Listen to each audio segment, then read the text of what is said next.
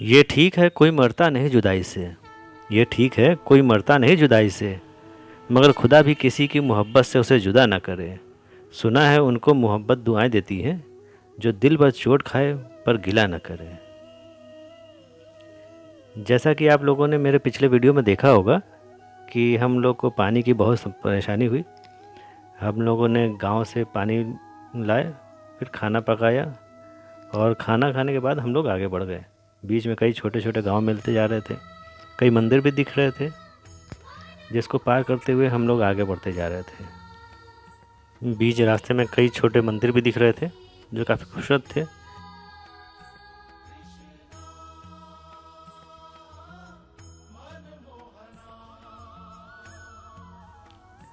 ये काफ़ी खूबसूरत सा मंदिर दिखा रास्ते में।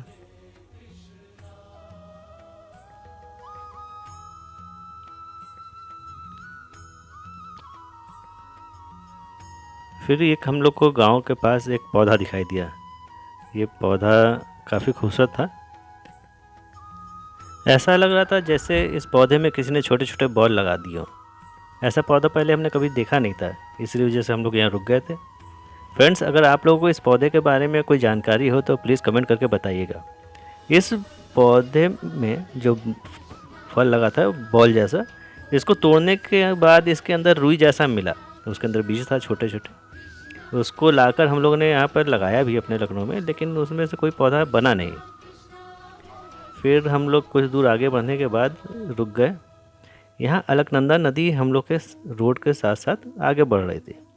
देखने में काफ़ी खूबसूरत था नज़ारा, जिसकी वजह से हम लोग यहाँ कुछ देर रुक गए। नदी बिल्कुल सफ़ेद थी, बिल्कुल दूध जैसी दिख रही थी, जिसकी वजह से हम लोग अपने आप को रोक नहीं पाए यहाँ से रुकने के लिए। फिर कुछ समय यहाँ बिताने के बाद हम लोग फिर यहाँ पर आगे बढ़ने की तैयारी करने लगे।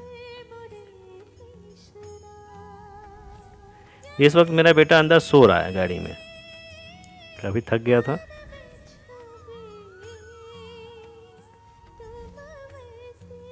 सामने पहाड़ बहुत खूबसूरत दिखाई दे रहा था।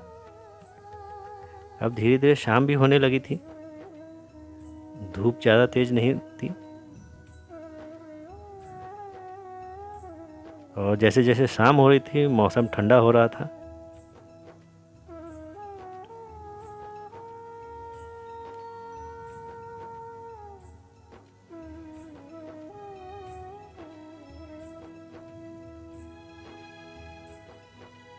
फिर हम लोग अपने सफ़र पे आगे निकल चुके।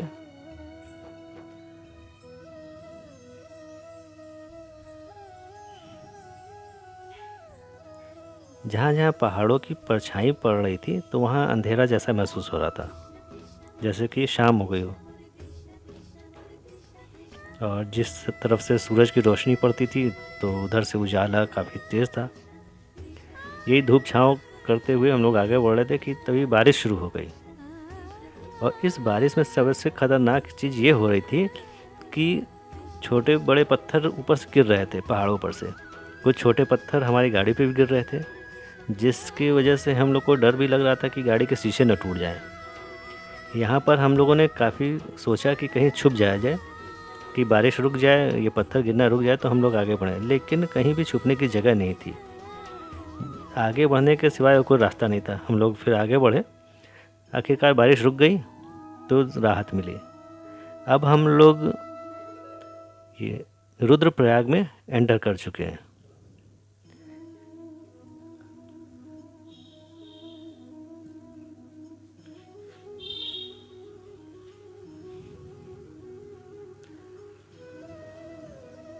रुद्रप्रयाग में एक चीज़ खास था कि यहाँ के जो पहाड़ों पे जालियों से ढका हुआ था कि पत्थर गिरने का डर नहीं रह जाए।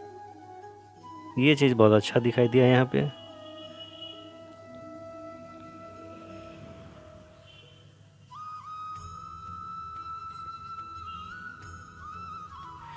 अब धीरे धीरे शाम होने लगी थी। सनसेट देख के बहुत खुश लग रहा था।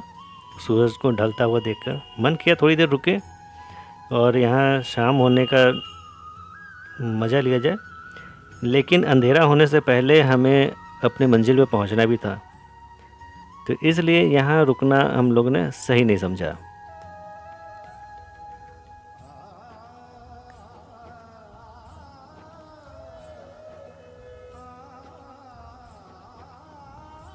काफ़ी घुमावदार रास्ते थे, आगे कौन सी गाड़ी आ रही है ये पता ही नहीं चलता था।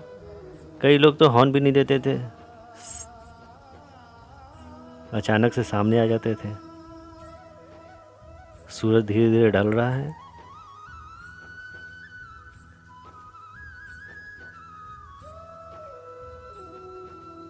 ये मेरी वाइफ फ़ोटो खींचते हुए अपने आप को, ये मैं हूँ।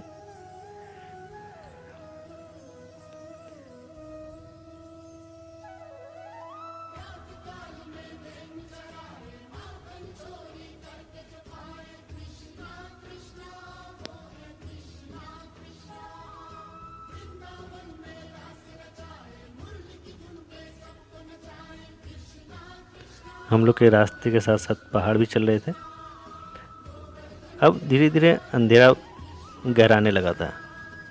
रात के 9 बज चुके थे, हम लोग सोनप्रयाग में पहुंच गए थे। अब यहाँ काफ़ी अंधेरा था तो कुछ दिखाई नहीं दे रहा था, वीडियो बनाने से कोई फ़ायदा नहीं दिख रहा था। हम लोग खाना खा के रात में यहीं सो गए। आगे के सफ़र में हमें किन किन मुश्किलों का सामना करना पड़ा ये हम आपको दिखाएंगे अपने नेक्स्ट एपिसोड में।